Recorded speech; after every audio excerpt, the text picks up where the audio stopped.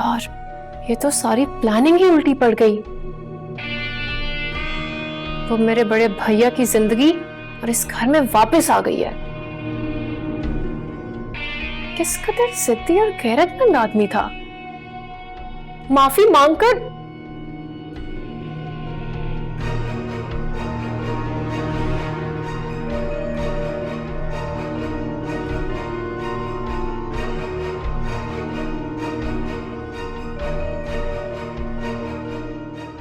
कुछ भी कहो नाज़ो, मजा बहुत आया है। मेरे इनकार करने के बावजूद मेरे ही घर में और मेरे बड़े भैया की जिंदगी में आई है ये। इसको नाको चने ना चबवा दिए तो मेरा नाम भी नाज़ो नहीं। क्या मुसीबत है यार, इतना अच्छा मूड खराब कर दिया।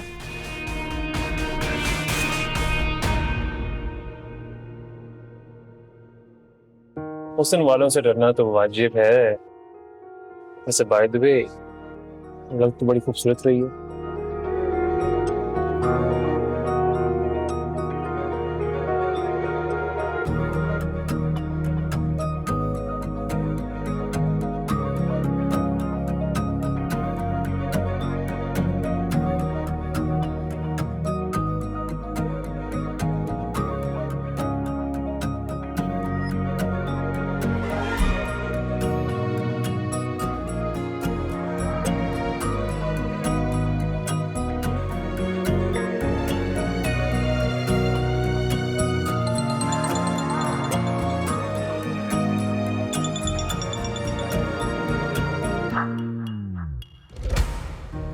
हेलो हेलो नाज़ो, तुम सुन रही हो? जी, आप ही को सुन रही हूँ। आपकी गैर मौजूदगी में भी आप ही थे। लगता है मोहब्बत की आग दोनों तरफ लगी हुई है।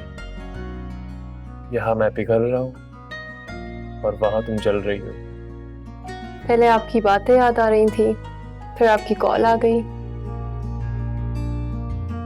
नाज़ो, मैं तुमसे एक जरूरी बात करना चाहता हूँ। ऐसी भी क्या जरूरी बात है जिसके लिए आपको इजाजत लेनी पड़े? नाज़ो, वो मैं तुमसे कहना चाहता हूँ कि तुम्हारे और मेरे स्टेटस में क्या मोहब्बत करना अपने इख्तियार में होता है? क्या मोहब्बत का भी कोई स्टेटस होता है? नहीं, मगर लिविंग स्टैंडर्ड तो मैटर करता है ना। रोहान, आप सिर्फ साथ देने का वादा करें, लाइफस्टाइल की फिक्र मुझ पर छोड़ दें। तुम श्योर हो? देखो नाज़ो, मैं तुमसे वादा करता हूँ, मैं पूरी कोशिश करूंगा। क्या हम कल की फिक्र छोड़कर आज ही बात कर सकते हैं? आज की बात ये कि तुम बहुत अक्लमंदों वाली बातें कर रही हो। कभी कभी मेरे दिल में ख्याल आता है कि शायद मेरा होना तेरी वजह से है।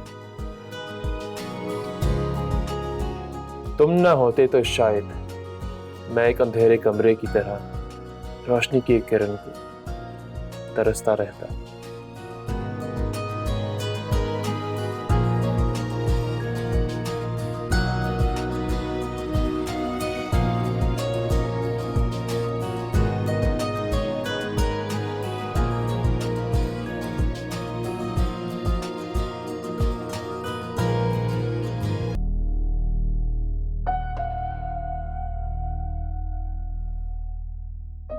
इसहाक, ये अपनी दवा खाएं, ब्लड प्रेशर हाई हो जाएगा।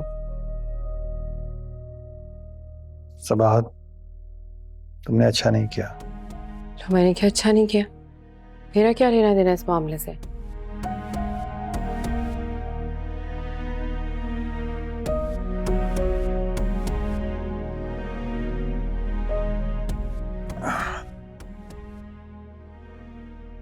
मान लिया कि उमर बच्चा है, उसे अकल नहीं थी, मगर तुम्हें तो थी।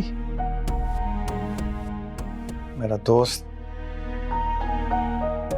किस कदर दुख दिया मैंने उसको अनजाने में। अल्लाह मुझे माफ करे। ये जो कुछ भी हुआ है ना सबा, बहुत बुरा हुआ है।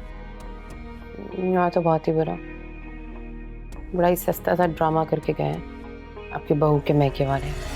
कैसी बातें कर रही हो तुम? तो और नहीं तो क्या, माफी मांगने के नाम पर आए और जलील करके चले गए। सास बनते ही कैसी झगड़ालू और बेहिस हो गई हो तुम। एक बेटी के बाप का दुख नजर ही नहीं आ रहा तुम्हें। और आपको जरूरत से ज्यादा ही दिखाई दे रहा है साहब। ये मामला उमर और उसकी बीवी के दरमियान ही रहने दे। यहाँ बीवी का आपस का मामला है। बात मियाँ बीवी के दरमियान मामले की नहीं है। ये मेरा मामला भी नहीं।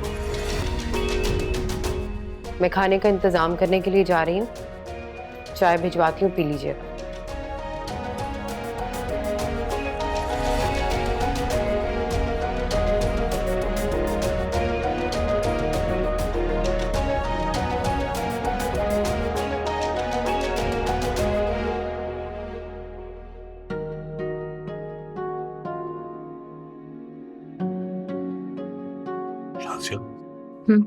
सुंदस नहीं आएगी खाने पे?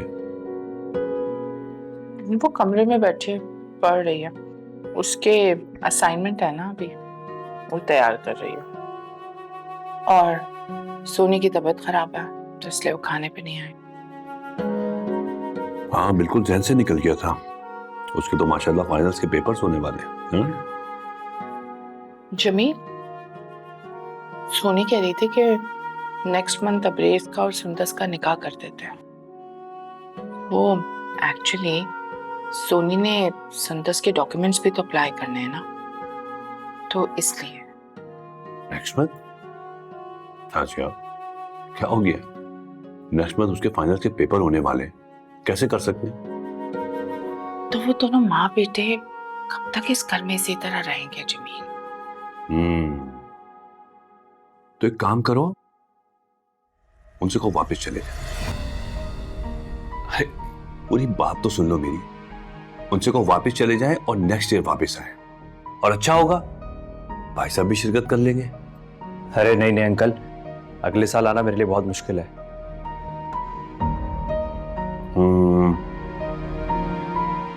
तो बेटा फिर एक काम करो, वापस ही चले जाओ।